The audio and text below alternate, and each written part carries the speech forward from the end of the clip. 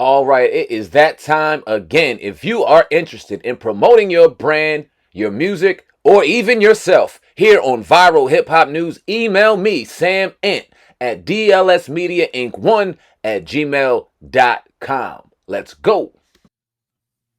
Welcome to another episode of the Hip Hop Uncensored podcast. I'm your brother, O God, from Hip Hop News Uncensored, and sitting across from me is my co-host. What up, y'all? It's your man Sam Ant, CEO of Viral Hip Hop News. You're in the building for a very special edition of the Hip Hop Uncensored podcast. We got a special guest in the building. Captain, slap you in the truth. Tazaryach is on the podcast. Peace, King. How you doing, family? Good to see you, brother. Hey, I'm good to go, man. You know, I added the slap. Well, first of all, I appreciate y'all having me on the show. Like I was saying behind the scenes, I watch our show or live stream, I should say, all the time. So I appreciate that information. The slap you in the truth came from I did a skit with this comedian Moneybag Mafia in Atlanta, and the skit was he was walking with a white woman, and so they walked past us, and we asked him, "Is the woman white?" We call him lost, and when he tried to talk to me, I slap him in the skit and slap him into a Hebrew Israelite garment to change so he could change his life. So that's why I titled it "Slap You in the Truth." That joint fire. Definitely. But Mhm. how you been, man? It's been like you said, we go all the way back to what they call the Yeah, conscious community. You yeah, was slaying people back then. We was doing our yeah. thing, man. Conscious community dead now. They dead now. I heard you. All right, we're gonna talk about that. We're gonna talk Yeah, about yeah, that. definitely. But how you been, man? Let us know how you been, bro.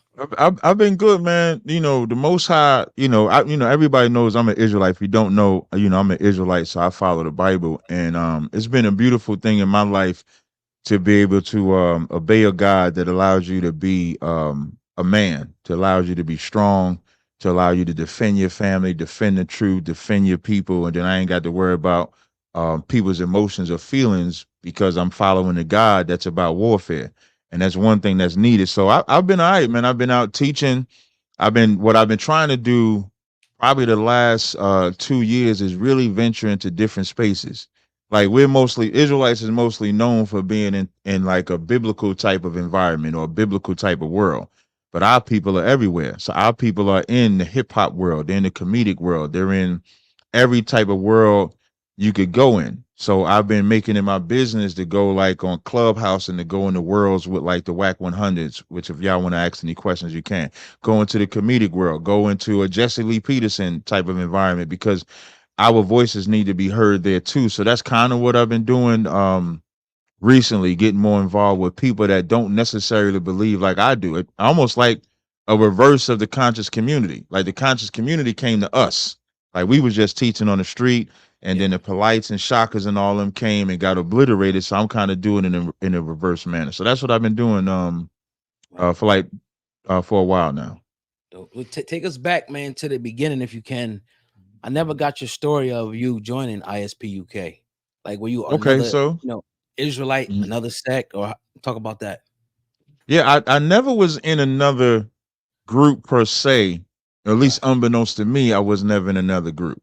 So how I got to ISUBK was actually a brother from GMS sent me to ISUBK. I just didn't know that he was in GMS at that time. So it's like, when I was young in the truth, like learning about this Bible and stuff like that, I ain't know nothing about groups. I ain't know nothing. So when I first found out, so I found out about Israelites from watching blood sacrifice videos. I used to watch blood sacrifice videos, and Jay-Z sacrificed this, Dame Dash Yeah. sacrificed. I'm thinking all that's real. You couldn't tell me none of that shit was real. Like I'm watching, like, damn, he done deleted this person to get fame. And so as I'm watching that, I stumbled on a video that says we are the children of Israel.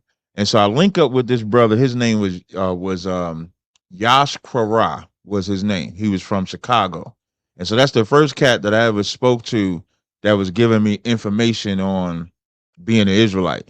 And so he used to have this call group of brothers and sisters together, and they used to do a little Bible talk, but then they start beefing amongst themselves. And for me, I was genuinely searching. So it's like, imagine you going thinking you hearing this word, because my life was kind of like, I don't want to say in shambles, but I wasn't spiritually sound. I was into a lot of wild things. So now I'm thinking I'm changing, and they about to show this brotherhood, and then I'm finding out this ain't really brotherhood. Like if you ain't strong in your your spirituality, you can get turned off. So imagine, let's say if y'all come and join me and then I'm teaching y'all, and then as y'all learning from me, y'all see me hate my brothers.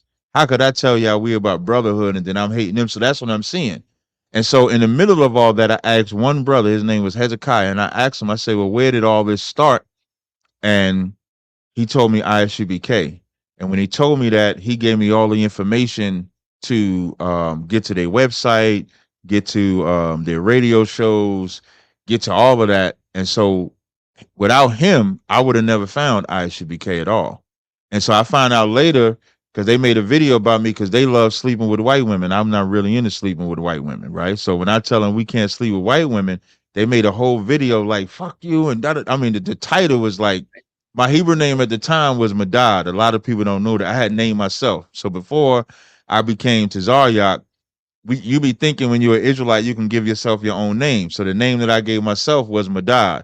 And so they titled the video "Fuck Madad." That was the name of the video. And that shit broke me a little bit. Cause I'm like, damn, I thought these was my friends too. Like, whether we disagree or not, we ain't gotta be full-fledged enemies behind that. Right. And so it was so I still went to the school, went to ISUBK, and they clapped for me when I walked in, which they showed me brotherhood. So now that showed me something because I didn't know that they was following me. I didn't know that they would know any of this beef because I'm a little guy. I'm not known like I am now. And so for them to do that, it let me know that brotherhood is really the most important thing. Because no matter what you're going through, if your man's is with you, you can endure that. But if your man's turn on you, it's like, damn, I thought this was how many of us be like, damn, now I'm by myself. And then you almost gotta find new friends or something like that.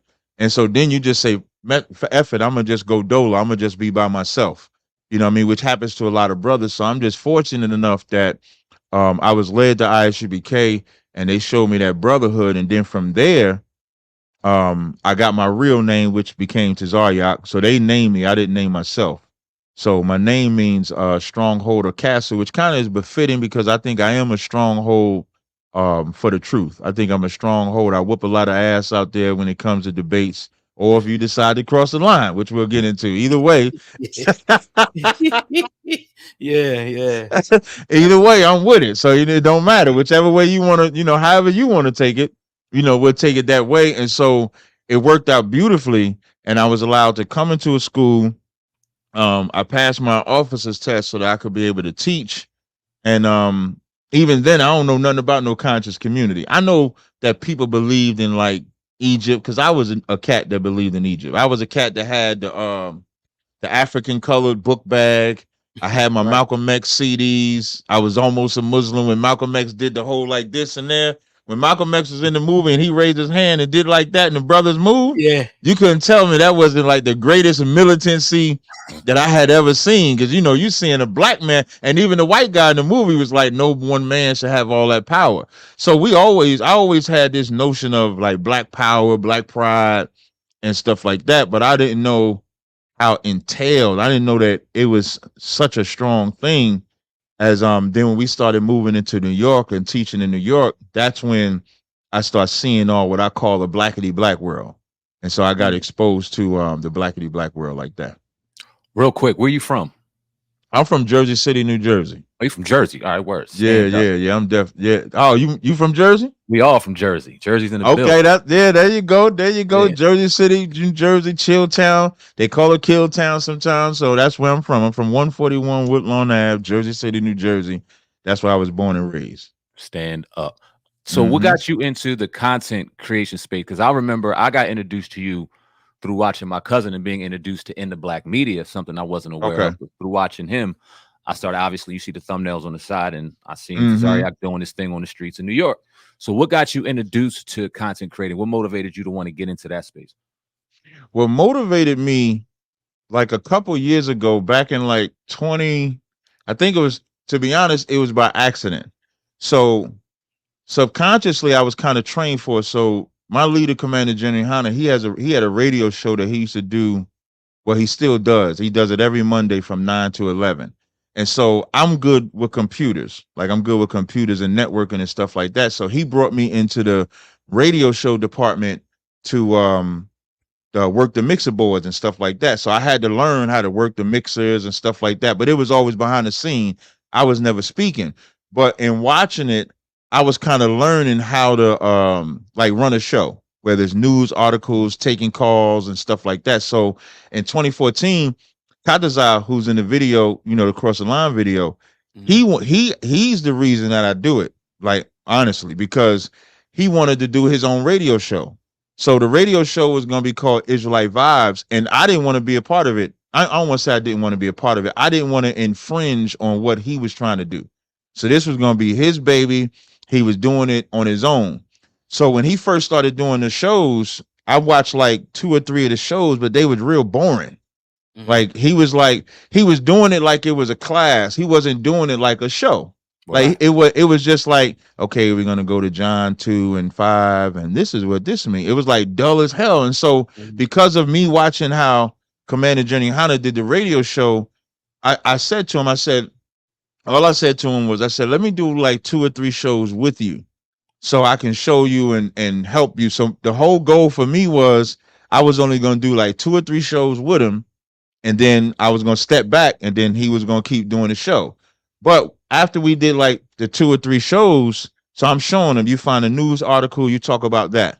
You take callers. So we was taking, cause we was on this show, this radio station in New York City that was called Linkage Radio. So we was on an actual radio show, and we were streaming it on YouTube. So they had the phone lines and all that stuff like that. And after 3 shows, he said, why don't you just stay?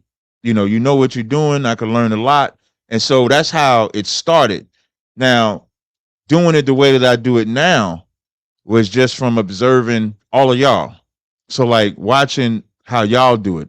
And what I notice about content in the social media world, you can't wait until, so our show was every Thursday, but you sometimes can't wait till every Thursday in today's world to bring out, by the time you come to Thursday, 7 other topics done came. So what you're going to do, all 7 topics, and then they're going to be like, okay, I already heard somebody else's opinion on it. So now from watching, and I can't put everybody in this category. So watching like Hip Hop Uncensored, watching Piper Boy from a battle rap perspective, watching Shade Room on Instagram, or Say Cheese on Instagram, like watching how they would constantly, whatever happens, they would talk about it within the hour, sometimes within 15 minutes. So y'all kind of sparked that interest, because it's like, okay, if I'm going to really take advantage of what a podcast is and what creating content is, I got to follow it. So I'll whip up there, I'll pick up my phone like this, I'll be online. If I see a hot topic, I'll make a clip about it. If it's hot enough to where I need to do a live stream about it, I'll do a live stream about it. So watching shows like yours and others, Doggy Diamonds is another one. I could, as in my brain key function, I could just name a bunch of YouTube platforms, and I'm naming black ones on purpose because they don't get enough love that they should. You know what I'm saying? So y'all are the inspiration for me to really go into podcasting like the way I have lately. Appreciate that, brother. Yeah, definitely appreciate that, man. Let's go back with your journey a little bit. So you guys are teaching on a corner. And I think the Polite and Sonetta come up. Tell us how you got introduced to the conscious community. Yeah, Polite. So so Sonetta, I think before I ever met Sonetta, I think I saw Sonetta because Sonetta had at where he used to set up at across from the Apollo. I remember seeing he used to have the lynching signs up on the in the background. Yeah. So I remember seeing like those. So when he first came to me, so he came up one Saturday, we teaching, and he asked if I could film y'all. So I said, yeah, you could film. And then after that, he asked if I would debate, if we would ever do debates. Now, I don't really know nothing about this part. So I'm like, well, I got to talk to my generals first, because I didn't want to give them an answer and have to change it. So I wasn't sure how to actually answer that question. And so they left. So I talked to my generals about it, and they was like, well, if it's something worth it, we'll see. Because we're gonna see what happens or whatever. So maybe like 3 weeks passed. We exchanging text messages, and one Saturday, like they just like 20 of them motherfuckers, like 20 of them just coming around the corner. And the way the camp was set up, like with on 125th and Lenox Ave, they have a Whole Foods building, but it used to be a vacant lot where we used to set up at. So we could see them. So I just see like this mob just coming around the corner. So I'm not knowing that they coming necessarily in front of me, but it did attract the attention. So I'm looking and I'm watching. And so I see Sinetta and he walking with his camera on the camera stand and shit like that. And so when they come around the corner and stop in front of us, I'm like, oh, I'm my brain like, oh, it's on. Like, okay, what they about to do? Like, you know, what's gonna happen? And so initially, I think they was talking to somebody else. And so Captain Ty Ward let me ask him, like, hey, what's up, brother? Like, what's going on? So Polite steps up. Now I don't know who Polite is at the time. He just a slim cat. He had his woman out there, so you know how she was dressed already. He got his woman out there, and the other cats and stuff is out there. So we commenced the battle, and he wanted to show a scripture, because what was funny about the first encounter, the scripture that he asked for, the brother that was reading actually pulled the wrong scripture. But I guess Polite wasn't sure enough that it was the wrong or right scripture, so I didn't know. But we battled for like maybe 2 hours. Like we battled for about 2 hours going back and forth. He telling us the Bible is false. I'm saying the Bible ain't false. I start going into all that African shit they follow. I go pull up the African sign where they eating shit and pissing on themselves and all type of African stuff like that. So I'm getting into all of that. And at the end of it, Polite was like, he comes to the side and was like, we need to debate. So I said, okay, I'm down with the debate. I talked to General Hyman. I'm thinking he gonna give it to Captain Ty Ward. He told me to do it. So when he tells me to do it, that's when I now got to start studying. So when I start studying, now I learn about this Nubianism stuff. Now, when I got into the Nubian part, the first thing when I found out that they leaders arrested for child molestation, I almost didn't even want to study it, because I'm like, why? I mean, I didn't know that black people would follow somebody that's molesting kids. But then I was reminded that even in the church, we following men that molest kids, unfortunately. You know what I mean? Like even later on, we found out what Africa Bambaataa was doing. Because a lot of people don't know, like I worked with Hassan Campbell first. Like I was one of the first cats, he go by Poppy now. Like I was one of the first cats that worked with him, you know, went to shows with him and stuff like that. So as I'm studying that, they brought us to Polite and them, try to set us up. Like when I say set us up, so the thing that they used to say was that we could only teach on the street with the mic and yell. But if they got us in like a closed room, they would be able to beat us. So the setup was Polite and Sinetta said, we want to meet y'all at Black and Nobel, which is a Philadelphia bookstore. Yeah. And so they was like, so my vision of it, because I had never been to the bookstore, my vision of it, they made it seem like it was a Barnes and Nobles type of environment where people go to get books, read books, they sit down on the couch and stuff like that. And this is what they said specifically. They said it's just going to be me, you, and Polite. And we just going to sit down and ask questions. Right. So I'm thinking, like how we sitting right now, just sitting down, chopping it up. I'm thinking it's going to be just like that. Man, when I get upstairs, this nigga up in the front, it's a whole crowd of people he talking to, and he's setting them up, calling us crazy, saying what we believe and stuff like that. So when I seen it, I felt like it was go time. So I damn near said to myself, I'm about to show my whole ass, pause, on this stage. I said, I'm about to go all out. Like my whole intention was to be like shock value. Right. Like there's a part when I say, how you gonna say the black woman is God for giving birth to babies when my children is swimming right here, and I tap my thigh so everybody could know what I'm talking about. Right. Like we always swimming in our father's balls first. We was not in the woman first. So that was controversial. And then when I told his wife, when she tried to say that women can get pregnant without men, that's the first time I ever heard that. And she brought up some Bartholing gland or some shit like that, man. And I had a book in my hand. So I had a book in my hand, like I got this wallet. And I pointed to her, like I said, you should keep your mouth shut. Yeah. Now I'm talking to Polite's wife, and the women was like, woo! Like they was like, it's crazy. Yo, that whole thing was crazy. It was so crazy because the brother in the middle, named Sutek. He was the moderator. Yeah. And he was actually supposed to be the moderator for the debate that we had. And if you go watching the Black and Nobel video, which is still up, they was gonna fight after that. Dang. Like, I mean, when I say fight, Polite security and Polite was arguing with Sutek because they felt like Polite felt like they was letting me talk too much. When it was really the crowd. Okay. The crowd didn't want to talk to Polite. The crowd wanted to talk to us, which was the point. And so as they about to fight, Sutek walked off and he wouldn't moderate because of them wanting to fight. And then when we had the actual debate, that's when I called his wife a effing whore because he twirled her around in a circle. Like he brought her up to the front. Her skirt was up to her ass. And he brought her up to the front, twirled her around like this and said, how many of y'all wouldn't want her? And all them niggas like jumped up in the air and they looking at his wife and like, that's insane to me. Like, I love my wife. Listen, I couldn't fathom twirling my wife around unless I was selling her. Like, think about that. Like, if you twirl, what you're saying is you want all these men to be turned on by your woman. And I don't understand that concept, that logic just didn't really make sense to me. So of course I called her a effing whore in the battle. You know, I actually apologized to Polite for that because now I was because like for me, if we in the middle of the battle, whatever is a prop is a prop. Like I just think, okay, meaning like if you're gonna twirl your wife around, I'm gonna flip it on you.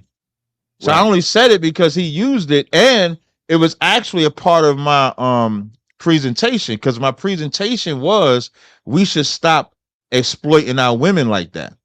So because I started showing pictures of, I think I was showing pictures like Little Kim and stuff like that and how they was being sexually exploited. So he really was falling right into the dialogue. He was falling right into what I was saying. And so, but I did apologize to him for calling his wife a effing whore. I even said it in the whole cross the line thing. He was like, but you apologized. I said, yeah, but I was using it because he didn't want to fight me then, but he wanted to fight Cottas. I'm gonna bring it back. So and then after Polite losing like that, Sarnetta just started bringing everybody he could find to come in front of us in Harlem, which for us is spiritual. So he finding the Muslims to come in battle, more Kemet niggas to come in battle, and we were just whooping their ass. Like Imam Bashir, who I'm cool with Imam Bashir now. Yeah. But Imam Bashir had to get smoked twice. Like he got smoked. Yeah. What's your thoughts on Polite now? Obviously, everything that went on and went through. Okay, so knowing what we know now, did you ever have like a lingering suspicion of what dude was really about? And once we kind of found out what was out there, what was your thoughts on him now? The closest that I think all of us might have had is when him and Sarnetta was beefing. I think Sarnetta kind of slightly alluded to it with a girl. That's the closest. But knowing like what he has now and then thinking about it, it revealed like a lot of things. It's damn near like you ever be in a relationship with somebody or friends with somebody and they always overly sensitive about a subject. You don't really see them exude those behaviors in their life, but they get sensitive about a certain subject. Yep. That's what it was like. Like seeing him, like when Kadazai said your spiritual father's a child molester and him acting like he wants to fight, that lets me know why he internalized that, because that's what he was doing. So I don't think that him going to jail for the one crime is the one incident. I think he probably been doing it and did it to others, and this is just how he got caught. It lets me understand why he gravitated to a Malachi York, because he never met Malachi York. Like he never actually met him. But to gravitate to somebody like that while they're in jail lets me know the Bible calls that like familiar spirits. So the same spirit that York had is the same spirit Malachi had. And the other video, and this video, he was on Jesse Lee Peterson before. And one of his wives was telling how they met. Now, I had never seen this video because I didn't watch Polite interviewing Jesse Lee Peterson. But when they showed the video with Jesse Lee Peterson, the wife was saying how I think she was like 16 or 17 or something like that. And it almost, as she was telling the story, she was coming to the bookstore that Polite and his wife had, or something like that. And Mm. the way she told the story was like grooming, almost like they was grooming her to be one of his wives, and they was getting her at an early age so that they could be the wife. And it's like now you start seeing the lineup, and it lets you know money doesn't save you from your sickness. Word. And that brother was a sick. And you think about it, it reminds me of, like, you know, you could lump the R. Kelly thing in there. Like, these are men that Polite clearly had power. He clearly had some money, whether he got the money illegally or not, whether he got the power illegally or not. He had influence because, you know, he was robbing a lot of niggas of money. That's why he had to leave New York, because he was robbing a lot of cats, lying. He even jerked the cat Young Pharaoh for that status correction. yeah, for the status correction, which I still don't know what status correction is. But so now he was known for that, but he was a man in a position of power and had wives already. So if he had wives and still would chose to mess with underage girls, he had a sickness that is probably uncurable. You know what I mean? So I think that's judgment from the Lord, and he deserves to be. I wish he would have got much more time than what he got, because I think he only got the 7 years. And so it showed a few things for me. Once they when I first heard it, I was like, I was unsure, because I'm like, I mean, he gonna put himself in that position. Right. But then once that DNA came out, it was, I mean, you can't beat DNA. Nope. And then it also shows something else. It showed the same way people follow Malachi York, or the same way people were still following Polite, because you had people that still wouldn't believe it. I remember I had a back and forth with King Los over Polite. Wow. And King Los was teaching the black woman is God too, but for some reason now we can't believe the black woman. But if she God, why we not believing her? Why she lying now? Why the DNA evidence ain't working now? Like now, because their hero fell. Because really, if you think about it, that conscious community, that was the exclamation point on their death when Polite died. Because who from the conscious community is resurrecting? Who from the conscious community? You can't say Umar Johnson, because he never really was in that world. He had that one interview with Sinetta early in his career, but he don't really go in that world. Tariq Nasheed, I don't consider him that, because even though he makes the Hidden Colors, he's not really in what we know as that conscious community. And I don't know. I mean, Seti probably somewhere getting high. Who knows? Young Pharaoh done fell all the way off. So I mean, when you think about it, Polite going to jail was the exclamation point on the death of what we know as the conscious community. The only person that keeps it alive is Sinetta. Sinetta is the only brother that still, when you think House of Consciousness, you're gonna think Sinetta. But outside of him, I mean, who we think of? I mean, if y'all know somebody, of course y'all could name it, but I don't know nobody that makes you wanna say I'm conscious. You know what I mean? Because of that. That was gonna be my next question. Who do you think killed, or what killed the conscious community? Two questions. Do you think it was the scamming that, you know, started at the beginning of the I should end? get my belt. and what's your thoughts on Umar Johnson in the school? If you've been following that. Wait, let me get this belt. It's right behind me. I'm gonna just click my camera just 1 second. Let me get my belt. Hold on 1 second. I'm gonna tell you who killed the conscious community. Hold on 1 second. All right, yeah, but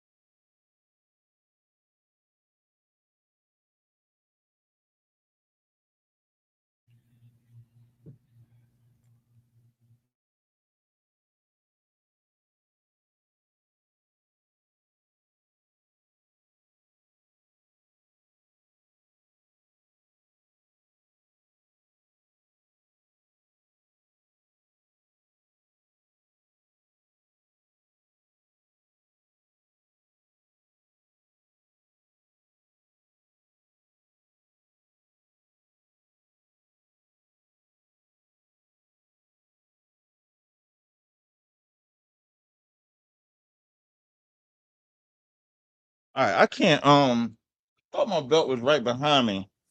So I was given a belt this past weekend. When I was with Tommy Sotomayor, Oh, and I was okay. going, yeah, and I was gonna wear wear it. I think I got a picture of it. I'll show because I killed the Yeah. conscious community. That's how I look at it. I look at it as I killed the conscious community. I killed Oh, all of it.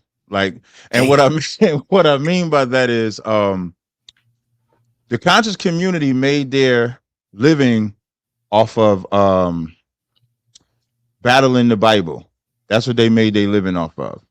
And by making their living off of battling the Bible, they had to come in front of everybody that they felt was about the Bible. And I would be at the helm of it. I would be at the forefront of it. So anytime they wanted to battle, they would come in front of me and they would die. And so I would definitely take the credit what from now to be biblically sound for all the people that's gonna go crazy. I would say the Most High did it first, and I would say He used me to actually do it. And so that's how I look at it because nobody is around. So Yeah. that's how I look at that. Now, as far as Umar Johnson with this school, I mean, how long are we gonna believe that? Unless y'all know some information that I do not know. Every year he says this is the year that we're gonna start the school. We're gonna open up the school. I actually have brothers in Delaware, and I always and periodically I say, "Hey man, go by the school. Tell me what's up with it. Is it changed? Is it growing? Is it doing that?" I get the same answer. There's Wow. nothing. I think Umar should finally just come out and say there is no school, but he Right. can't because he's gonna have to get that money back. You know that'll destroy his reputation. He gotta have at least one semester. I mean, what has been like 6 years, right? Don't he gotta have like one semester?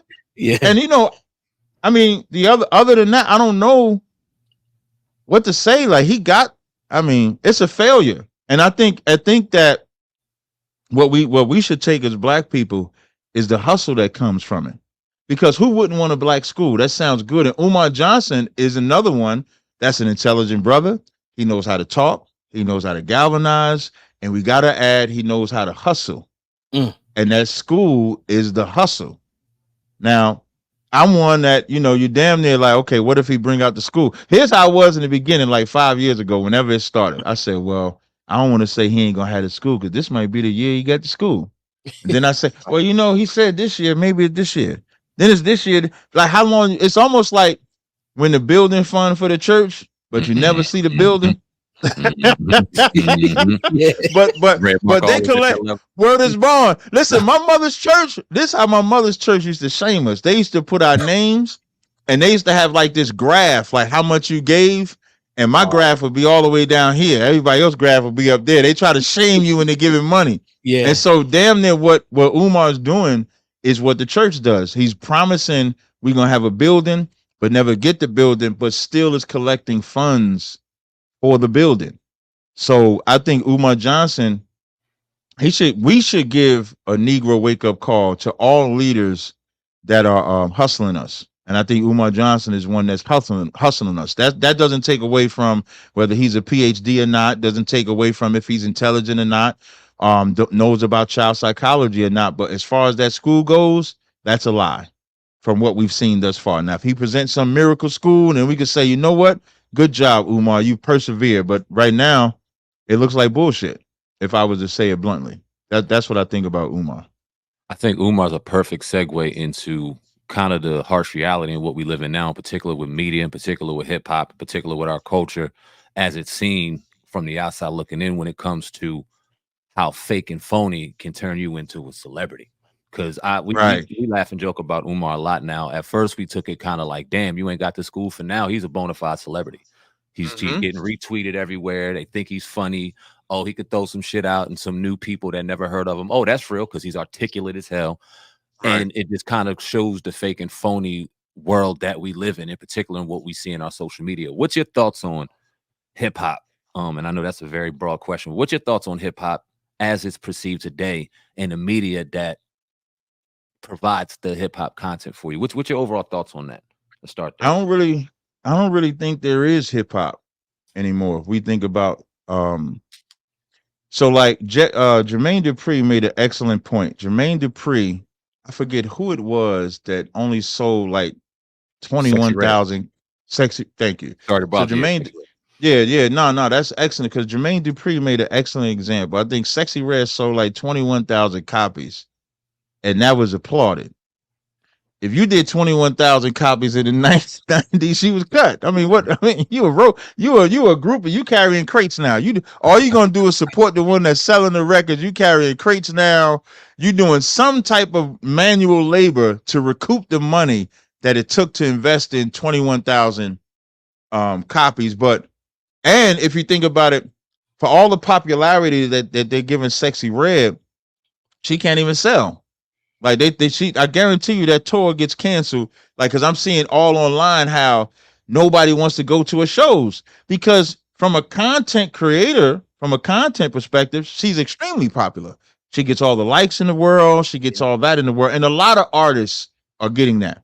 A lot of artists are getting likes in the world and they're getting social media acceptance in the world. But from a music perspective, we all know it's trash. It's not like genuine music. So hip hop to me, and that's what kind of make like the Drake and Kendrick battle, like really kind of invigorated life into hip hop. That's why I was mad. I can't even listen to a J. Cole song. I haven't been able to listen to a J. Cole song since he stepped away from the battle because I'm dead serious. Because J. Cole was boasting about being number one. Remember, it was the big three: J. Cole, Kendrick, and Drake. And then when it came time to prove if you was a big three, he backed out. Yeah. So I can't listen to a song where he's saying he the best or he the top and they trying to mimic me and do all of that because you ran away when the battle came. So, but Drake and Kendrick was like the dopest reminder of what hip hop used to be. Like they was dropping tracks, they going back and forth. Now I ain't really like the over analyzation. Like you ain't get that back in the day. Like when Jay-Z and Nas battling with Q, ain't nobody taking line for line. Well, how do we know this is true? How do we know that's true? How we know this? Like you don't get ain't nobody. If nobody in rap is telling anything that's true, when you think about it, even if you make a regular song and you done unalive like 12 people, nobody thinks you really did that. It's entertainment purposes. So a battle is the same way. Like if you go into battle rap is the same way. Battle rap, they done killed you like 12,000 times in 3 rounds. You know, you know what I'm saying? So on the planet, yeah, they're like, I got a gun so big. I mean, they guns don't even exist. Like battle rap guns don't even exist in real life. Yeah. But it's for the entertainment of it. And so that Drake and Kendrick was like the closest to like real hip hop. Like right now, all we got is maybe hot song. Like you get a hot song, but you're not getting no real purist type of album. There's no quality content, and it's really now we got to get into like the who's in charge of putting the music out because that plays a part too. And so the video from a while ago when Leah Cohen was talking to Charlamagne the God, and Charlamagne was calling Leo a culture vulture. And Leo didn't deny that he was a culture vulture. And he said, I got, you know what I mean? He said, well, you know, I got kids to feed. I got family to feed and stuff like that. Now, what Leah Cohen said was being done in the 90s. You think that stopped? No, that didn't stop. So now it's just a different type of culture vulture. So now what the labels and execs know is that people ain't interested in the album. They're interested into the hype around the individual. So the hype around the individual, she got to put this one song. We're going to move the hype around that song. So they might have a hype song, but they're not investing like they used to invest. And it's so easy now. Anybody can put a song out because you got so many different social media platforms. So I don't really think there's a hip hop. And hip hop used to have a lane for everything. When the 2 Live Crew and NWA was getting played, the X-Clan, Public Enemy was getting played at the same time and could exist in the same world. Like you could be listening 98.7 of WBLS and hear all different genres of hip hop music. Now there's only one genre, the bullshit. You don't get to be artistic. Even for all of now, I think Kendrick Lamar won the battle. Okay. But if we talking about who's the greater artist, Drake is the greater artist because Drake has, if you think, and when I'm saying greater artist, I'm not talking about from a lyrical talent perspective, but Drake has far more hits like than Kendrick. Kendrick probably has a better quality of music, but Drake has far more hits. But there ain't really a lane for Kendrick in today's world. Like this battle is now going to propel his music to really be relevant to the new people. I'm not talking about who's following him since he's initially come out. I'm talking about now. If he puts out an album now because he just beat Drake the way he did, more of those people will probably listen to him. But outside of that, you don't have multiple lanes of music that could be listened to. So the labels are really just happy with getting a one-hit wonder and then keeping it moving. And when they use that guy up, like when Sexyy Red gets used up and get thrown to the side, they'll look for the next Sexyy Red. They'll look for the next Glorilla. They'll look for the next whoever it is that'll make it hot for the moment. So hip hop ain't really hip hop. Hip hop is just something that they just put out, music, and if it's hot, they'll run with it. That's how I look at it.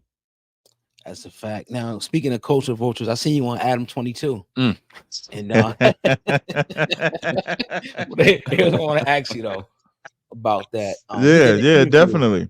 A lot of people was condemning him for doing the interview with the young man who shot Pop Smoke. I don't know if you've seen it. How do you feel about that? I tried to watch some of the interview because I was trying to see like where is it going? I don't know if I could call I don't know if I could say Adam is a culture vulture for doing that because I wasn't really surprised that he did it. Yeah. If you look at No Jumper is designed for that.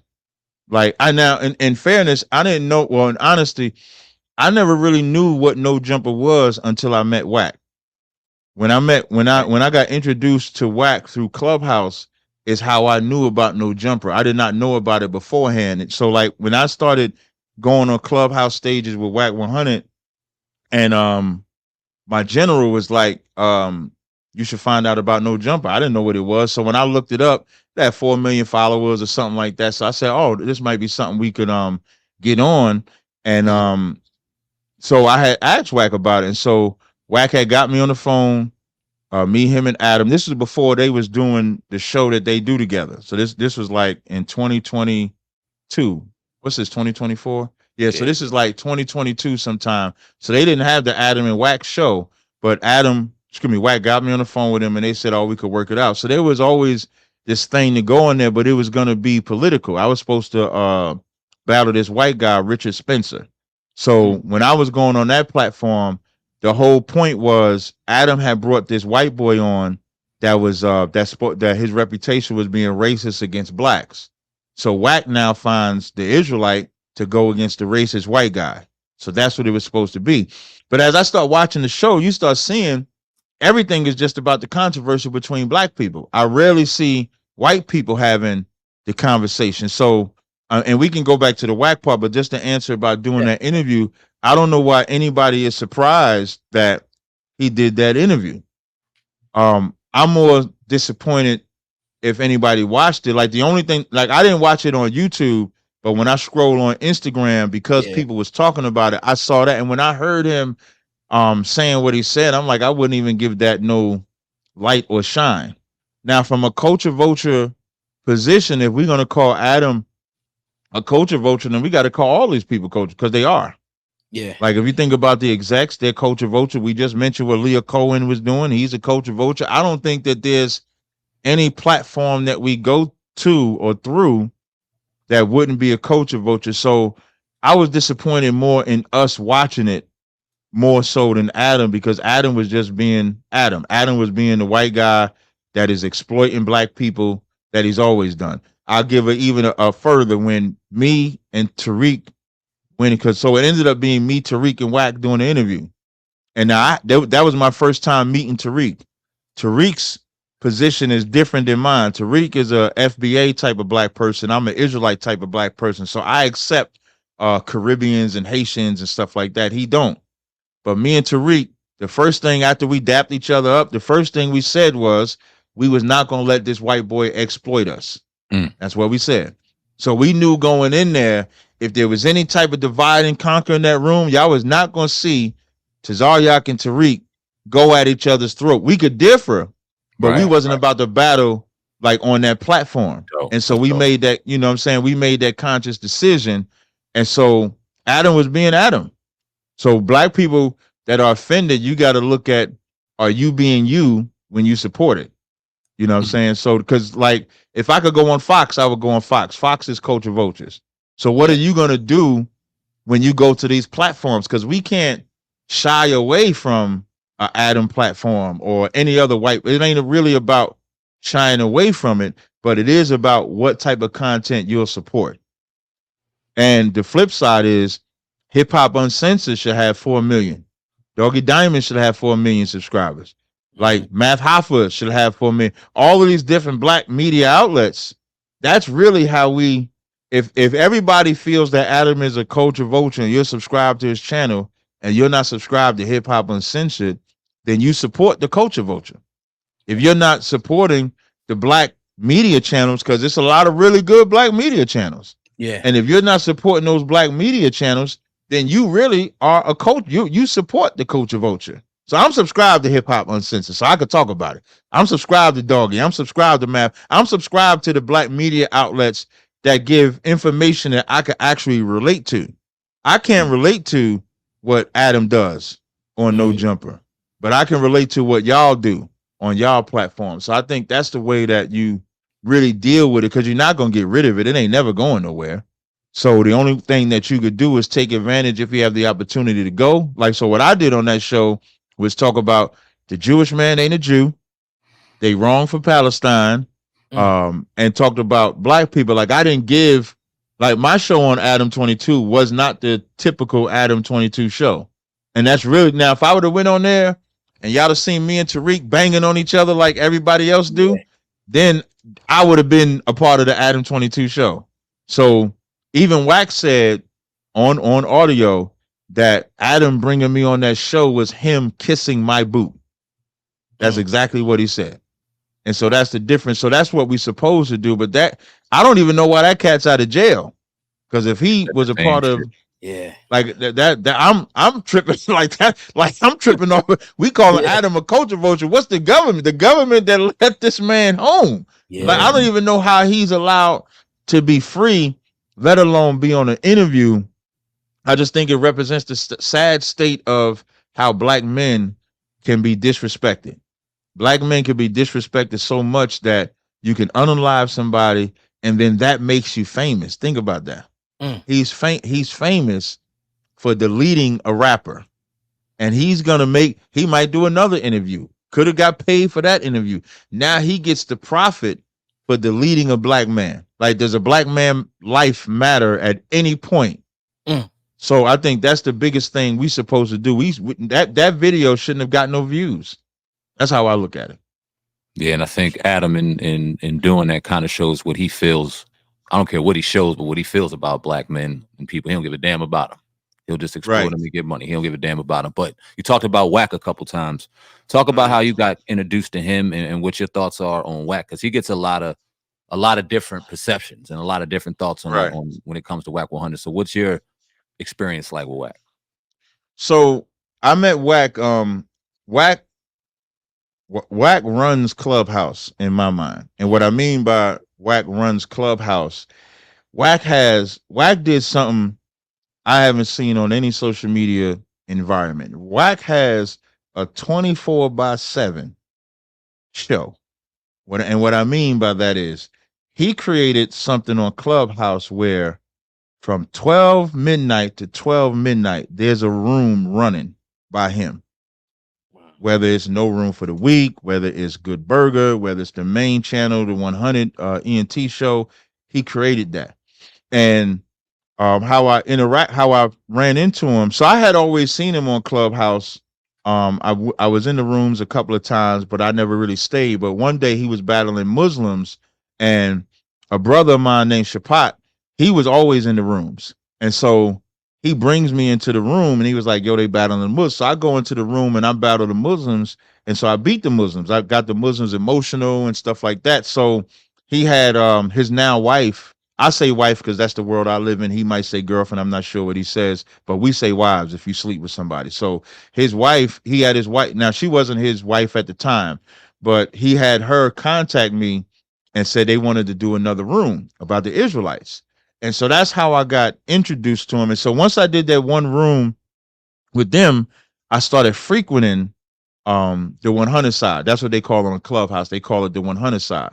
And remember earlier I was saying, like, for like the past 2 or 3 years, I wanted to get into like different spaces to not just be in like a biblical space. So now this was a space where you got gang members, former gang members, drug dealers, strippers, regular black women, regular black men. It was a smorgasbord of different type of blacks and Hispanics in these rooms.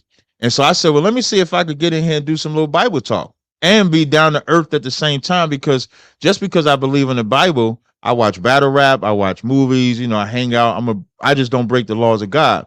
So as I'm in these rooms, we start building, me and Wax started building a good rapport. And I built rapport with other brothers and sisters as well over there. And so at one point I said, Wack, you got to have a room. And he said, no, you got to create the room. So when the room was created, I never looked at it as my room. I looked at it as their room that they're creating for Israelites on their side. So now we got this room. But the one thing with Wack, now here's the flip side with Wack. Wack is always thinking of how can I create content?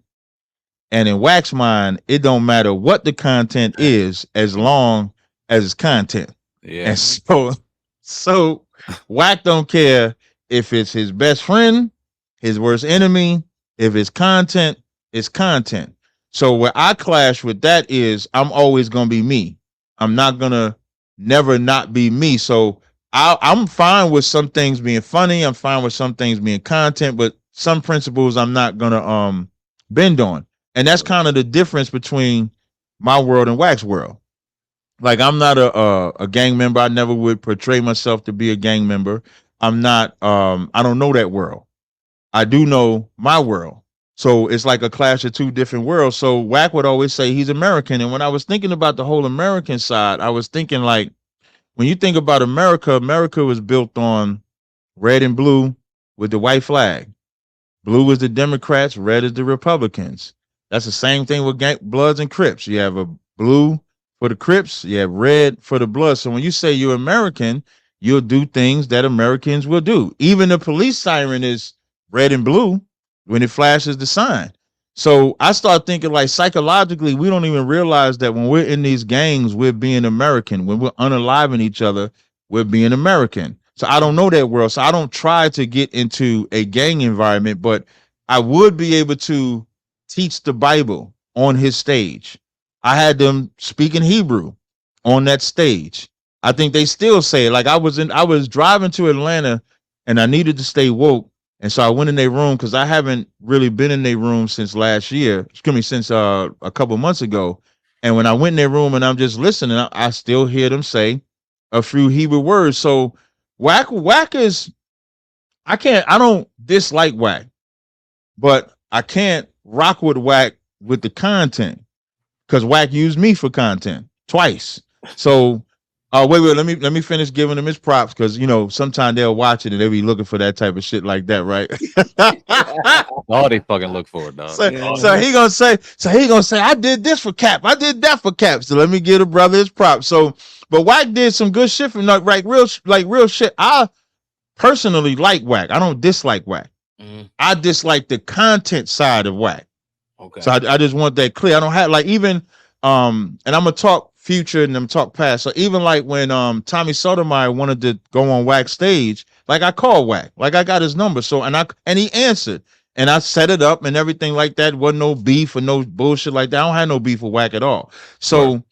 Even when he brought Kanye West to Clubhouse, he let me interview Kanye West. I didn't know that he was gonna let me do it. Like, so when he set up the interview with Kanye West, it was like $20 to get in the room. So I paid the $20. And so I let him know I pay him. And he called me and he was like, no, I want you to be one of the people that interview Kanye. So when he had the room on Clubhouse, everybody wasn't on stage, but I was one of the ones on stage. He didn't have to do that. To this day, I don't know why he did it. It could be that he respected me at the time. It could be we was cool, whatever the case may be. But I appreciated that because he didn't have to do that. Right. Now, what I do think though is that the more that I was on the stage and people was listening to this Israelite shit as opposed to this gang shit, now that becomes the threat. So now it's like, let me get this Israelite shit up out of here. And so we had a clash on it. Like February is weird because like every time we had a clash that we stopped fucking with each other for a time, it was always in February. So February of 2023 was the first one. So they made up this thing. They made up this thing where we're beefing over a woman. I never was talking to any of their women. They made up that beef. And so what I did was, and this is when we got the Israelite room over there. So they end up deleting or burning down the room. I didn't care, nothing like that. So that was the first one. And so like a couple months, 2 months go by in like March, that's when Wack messages me and he was like, yo, they want you to battle Richard Spencer on 2020 on Adam 22. I can't do it. You should come and do it because you have the skill set to do it. Let's, this ain't about you and I. And so I agreed to do it. And when I agreed to do it, I came back over and was rocking with him again. And oh God, you might remember this. The content they was playing on me was the woman that did that interview with Polite, my ex-wife that had did the interview with Polite from 2014. So they was playing that content. Wow. And so they was putting out the narrative that I don't take care of my daughter can't come around and stuff like that. And I'm still with that wife today and still with the daughter. I take care of the daughter and all of that. Right. So when they start playing that old content, I was really laughing because the content that's like, so 2023, that was 9 years old. Then they played it again this year. So now you're playing like 10-year-old content that's not even true. But again, that's the frenzy that Wack is. If you want to talk about chaos, Wack is good at creating chaos content. That's facts. Yeah. He gonna get some shit together and they gonna believe it on the 100 side. If Wack says it, it's like the Most High said it on that Clubhouse. If Wack said, nah, Cap don't take care of his kids, all them niggas on the 100 side gonna believe I don't take care of my kids. If they, whatever it is that they say. So I come back over there and the same thing happens again. But this time we got into it over the boot kiss. So for those that don't know, when we on the streets teaching, white people will feel sorry for what their ancestors did and will get on their knees and kiss our boot. Mm-hmm. So now, so me and Wack get into an argument about it. But here's why I say Wack is the king of creating chaos content. Me and Wack have a private conversation on the phone. He's telling me I need to get a t-shirt that has the boot kiss on it. I need to fully go into the boot kiss. And I'm fine with that because we already had a t-shirt. So I'm fine with that. I'm talking about it, XYZ. Like 2 weeks later, we having a battle about the boot kiss. And he's saying that his argument is that if white men see us having these people kissing the boot, they're going to take it out on innocent men, women, and children, and they ain't got nothing to do with it. And so as we having a back and forth about it, I says to him, well, if you want me to stop getting white people to kiss our boot, then you have to go into the neighborhoods and help me stop gang violence. I said, because one thing we do know is that there are innocent men, women, and children that are getting killed from gang violence. And they didn't want to do that. And so then after that, so I haven't really been in the room with them since that time. But personally, I don't have no issue with Wack. Like I would call Wack if Wack called and he needed something. I don't have no personal issue, but that content shit, Wack has a button. Like Wack gonna push the controversy. He gonna push the needle. Wack is gonna push the needle because in Wack's mind, this content sells. And when you think about it, he ain't all the way wrong with that. He's not because no, he's, you know what I mean? Like, and that is the sad part because content was supposed to be genuine. Yeah. Like it's supposed to be true content. It's not supposed to be fake content. That's why even to this, so like, just be like, there was a woman last year that said she got hit by a brick. There was this African woman said she got hit by a brick. Her face was so swole. Now, me coming up in black neighborhood, I've seen people get hit with bricks before. I've seen people get hit with sticks. it never looks smooth like that. You know, it's always like scarred up or somebody, there's got to be some scratches, some stitches, something got to be a part of that as well. So I knew it was fake, but she was able to do a GoFundMe. She was able to get money. And then we found out that it's not real.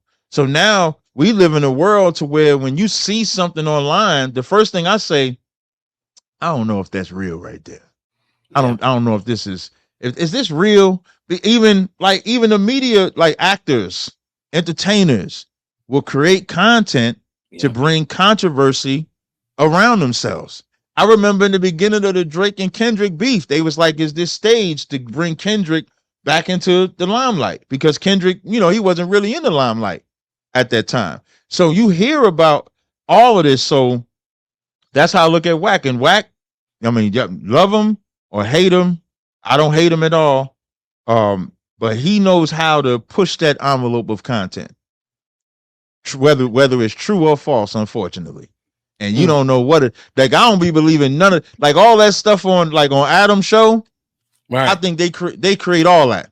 Like they create, you know what I'm saying? Like, we gonna set this up like this. We gonna set this up. I brought Tommy Sotomayor on Wax show. This was maybe 3 or 4 weeks ago.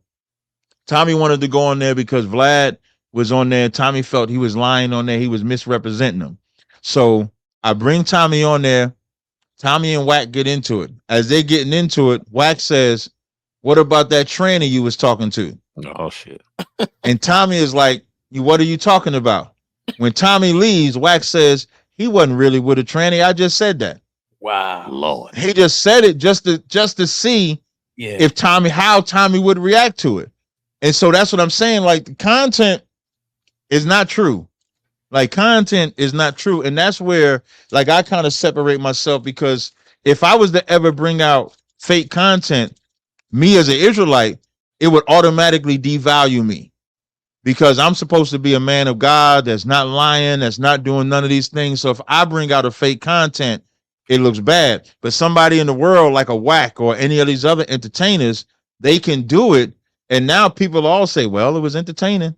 You want to be entertained. And so now we think this is how you get entertained. And it's unfortunate because kids think like that. Yeah, man. Kids think, I'm going to create this content. I'm going to just do this. It's just content. It's just fun. I didn't mean that.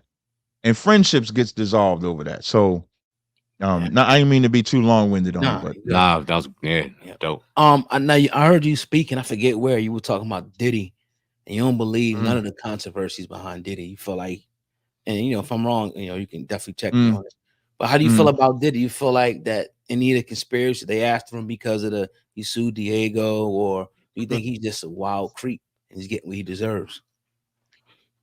I think so how I feel about Diddy is that a lot of the accusations, unless it's an underage person, outside of the physical abuse, I think they all either you wanted fame that bad and so you decided to do what you did.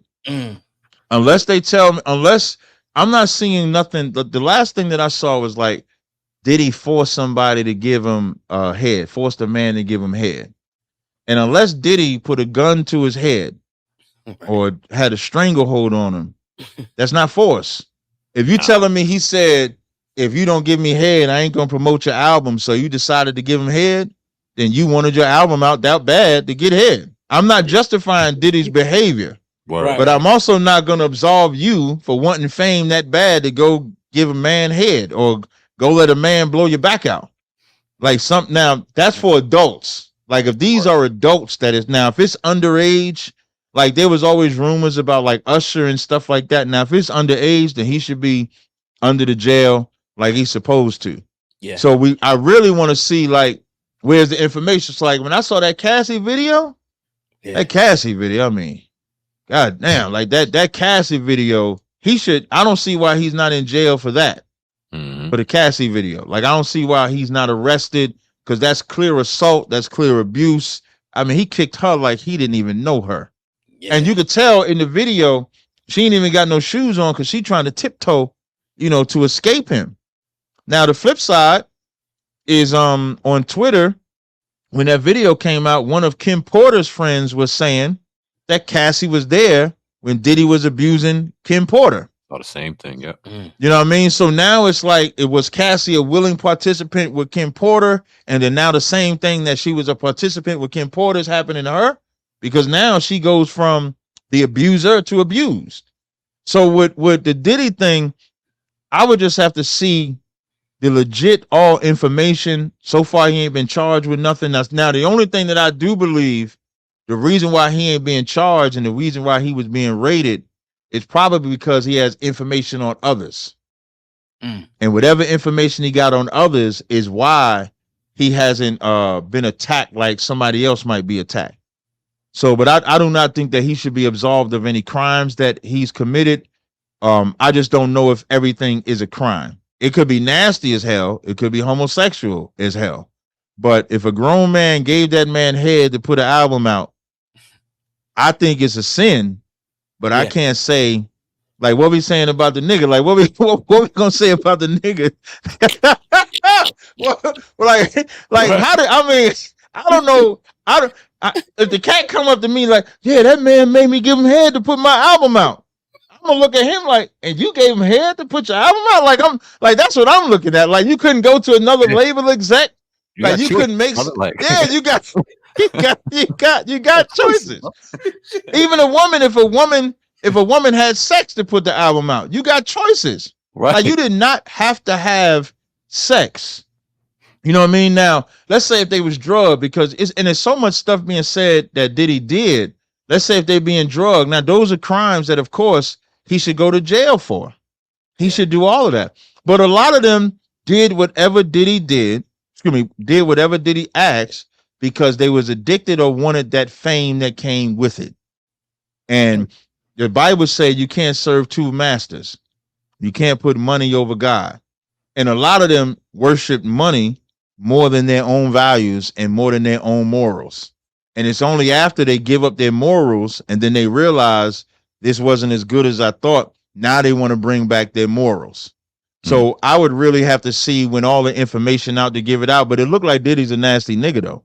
It looked like he's a nasty nigga. He definitely abused. He should be in jail for what he did to Cassie. I don't know of anything else that he's did that we could put out, a real hand on. So that's how I look at Diddy. And Diddy ain't no different. Like, Diddy is all these other execs. Like, he's just the one that they exposing now, which goes back to what Ogar was saying. Like, when back when I told y'all, when I was watching them blood sacrifice videos, the rumor mills be crazy about what goes on in the entertainment world. The rumors tell you this one sacrificed this one did this sleeping with this one. And so who knows what's real and what's not when it comes to that. So what I know is real, he beat the hell out of Cassie. What I know is real, he settled with Cassie, which probably has something in there where they couldn't talk about it.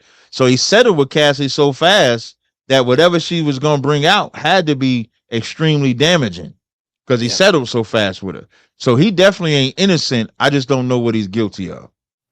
We say the same thing on this platform, and some people ridicule us. Oh, y'all think y'all trying to? No, we're not trying to do shit. We're trying to make sure the truth is out and the why is out. Right. And it seems like we talked about, I think, a couple days ago. Are they just trying to bleed him dry of money? Because there's evidence out there he beat Cassie's ass, right? We all saw it. Deserves to be in jail for that. We don't know what other laws he broke, as nasty as he is. We don't know how many laws he broke. But it don't seem like they care about none of that. They just seem like they care about smearing his name more. They keep putting out his net worth, dropping and dwindling. We see this falling, see him selling his house probably for bread. Do you think that they're just trying to bleed him dry, or what do you think the why is on what they're doing? The only thing that kind of makes sense is the more they take his incomes away, when they do arrest him, maybe he can't afford attorneys. Then maybe he can't defend himself as well. I mean, so like if they taking all these different businesses, like I think he's selling his mansion as well. Yeah. So like as they take those things away, then when they go to lock him up, because I think with R. Kelly, I mean he was poor by the time they got to him. So they could be bleeding him dry so that he can't get the best attorneys to get off for whatever crime they're gonna bring him to. Now, so him losing all the different platforms kind of comes with the territory when somebody does something crazy like that. Like I think Garcia, the boxer, was just talking about niggas. They suspended him. The WBC suspended him. So that's kind of like the norm when somebody does something as heinous. And that video with Diddy is damn near like that video when Ray Rice punched his wife for spitting on him. Yeah. He didn't play football after that. So it's different when it's on video. So it's almost like you can't help but expect him to lose those ventures, because then the people are gonna be like, you still messing with Diddy after we saw what he did to Cassie? So in the eye of public opinion, he should lose all of that because of what they saw. From the criminal prosecution perspective, I don't know. Like I said, I don't know if he got information on people or if they waiting till his money run out to arrest him, or either they ain't got nothing and they hoping that by putting out all this information, somebody comes out with something damaging against them. So, and all of this is just speculation until we see, what actually happened. So I'm not sure. I know you're a big Jay-Z fan. Him and Jay-Z was thick as thieves, right-hand man. You always seen him at the Rock Nation brunches. A lot of people said Jay-Z should speak up, say something. How do you feel about that? Nah, Jay ain't gonna speak, because then they might come after his ass. He like, nah. Shut up, ho. Shut up, ho. Shit, ho. Right. He like, nah, I ain't saying nothing, because they used to say he was messing with Foxy when she was underage. Yeah. So ain't no telling what may come out. And I mean, who's really standing with him? I mean, I'm a more Nas than Jay-Z, but I like Jay as well. But I don't know nobody that's really rocking with Diddy. I think everybody's staying away from Diddy because they don't say, but Stevie J, listen, the bugged out thing about Stevie J, he nasty too, because he ain't denying. He ain't denying that he was having sex with a man. He ain't denying. He was ready to fight. He ain't say no. He just wanted to fight. Right. He ain't say no. He just want to fight, which is typical homosexual behavior. That's typical homosexual behavior, to fight. So he like, nah, we just gonna fight this out. We gonna fight. And so he is one of the ones that's standing with him, but he ain't even got no power. Like, nobody even cared that Stevie J, you know what I'm saying, doing it or anything like that. But I think Jay is smart. I think everybody is just speculating until we see what evidence actually comes out. So far, the only true evidence that we know of is that video. Outside of that, I don't know. Like, it's all just rumor, unless somebody could show me something different, because I don't follow the Diddy things like that. So I don't want somebody to say, well, Cap, you was lying because this information is out there. I don't know everything that's coming out about Diddy. I don't. But so what I do know is that I could go see a video of him abusing and beating the hell out of the girl, but I don't know of the other accusations. And if any man or woman had sex with him, willing sex with him, willingly took drugs with him, as bad as that is, it's not a criminal act. If I'm a drug dealer and you buy drugs from me and we both get caught, we're both going to jail. It's not one going to jail and not the other. So if it was evil for him to offer sex for money, it must be evil for you to do it, because you could have said no. And then now, once you say no and he don't let you leave that room and he makes you stay in that room, now that's force. So if it's not like that, you just as nasty as he is. Great point. Yeah. You're a real big battle rap fan. I'm a big battle rap fan. Did you catch Charlie Clips murder Easy the Block Captain? Ooh, listen, when I was driving to Atlanta, I watched it. I just got back from Atlanta yesterday. And so I drove down to Atlanta, and I be looking because battle raps is like an hour long. So I said, okay, this is going to help kill the time. And that was he beat him so bad, he stuttered in the second round. He was and the messed up part, some of Easy stuff was good. Like, it wasn't like he beat a real on point outside of the choke in the second round. But even so, he choked in the second round. The material was fire before the choke. Right. The material was fire after. So it wasn't like Easy was corny and and Charlie beat him. He beat like the Easy that battled Chess. He beat like the Easy that battled K-Shine. He beat that type of Easy to block. But Charlie, when Charlie's serious, man, it's hard to beat that nigga. And that nigga Charlie, that shit was fire. I mean, I was super impressed. It was almost Charlie like because go, bro. You said what? No, you got it. You said no. It's almost like we needed that from Charlie, because we know we got it in him.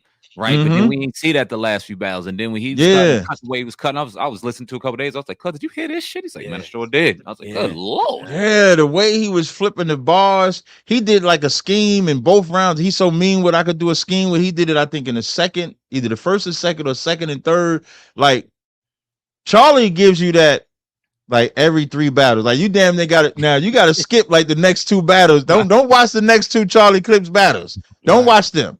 You got to watch like the 3rd battle. Then the 3rd battle, that's the battle where he gonna give you. Because I ain't seen that good of Charlie Clips since he battled what's the cat that be like, hey yo, big dog. I might have to look it up on the app. He battled short stocky cat, rap a little bit like Twerk. I can't remember his name. I'm gonna try to pull it up. But that's the last time that I seen Charlie really be like Charlie. Outside of that, you ain't getting no really good Charlie. But ain't none of them better than Surf in my mind. To me, Sue Surf is the best. I'm sorry. Yeah, Jersey, stand up, man.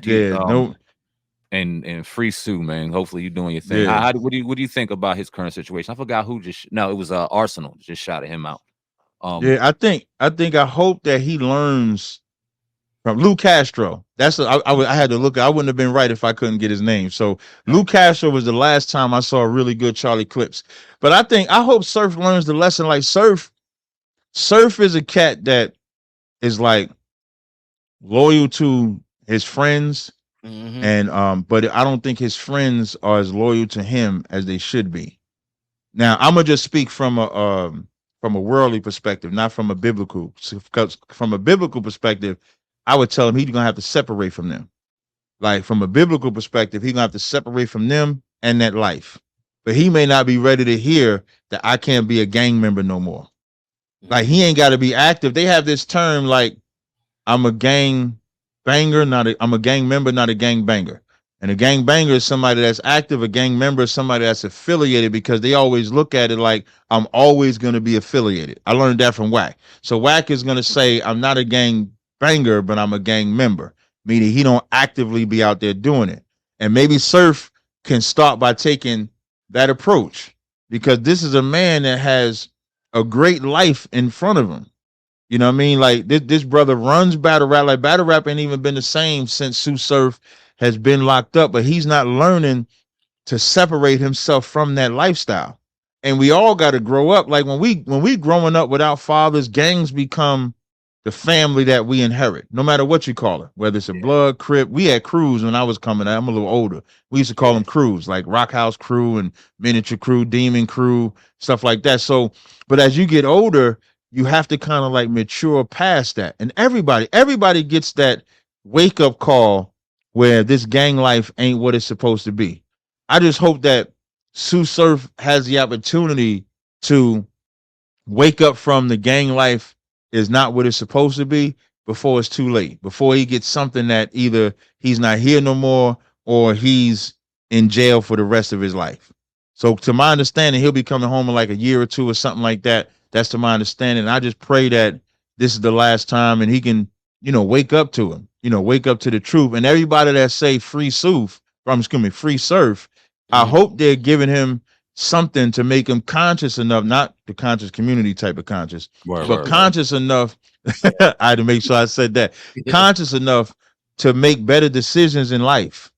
You know what I mean? And that's what I hope that for the best. Now let that brother come home and just battle. Like he's good at battle. Even when he wasn't battle rapping, even his commentary on battle rap, people paid attention to the commentary. I was watching his battle, and he the only cat I know that could tell the crowd to shut up, and they applaud him for saying shut the fuck up. And they like I was watching the battle with him and Cortez, and he's like, shut up, and they start clapping and like it wasn't a bar or nothing. He just he controls the crowd so much. The energy that he brings is so amazing, and he could become like wasted talent. Like in basketball, when the cat won't take basketball serious. And they got the talent for or they won't take football serious, and they got the talent for it. Like Surf is like that. He's a cat that has all the talent in the world, but he's wasting it on a life that he does not have to live anymore. And if he was to change his ways, he would be respected. Excuse me.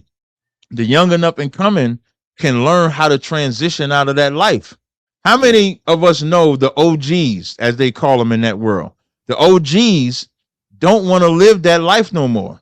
Right. And so you have some OGs that's telling these young cats, you don't have to live that life no more.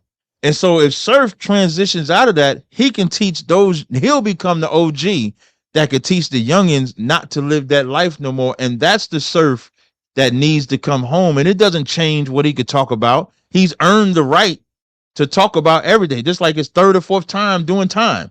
So he's earned the right to be able to speak about the life, transition from the life, and be respected enough to where he can inspire others to transition out of that life.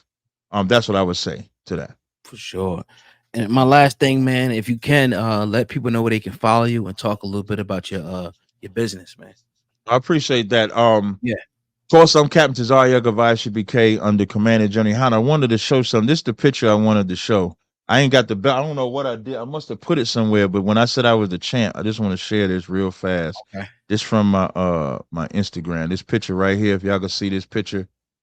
Y'all see that picture right there with that belt? That belt was given to me. Can y'all see that or no? No, we don't see it. We don't see it. Okay, let me I think I might have shared.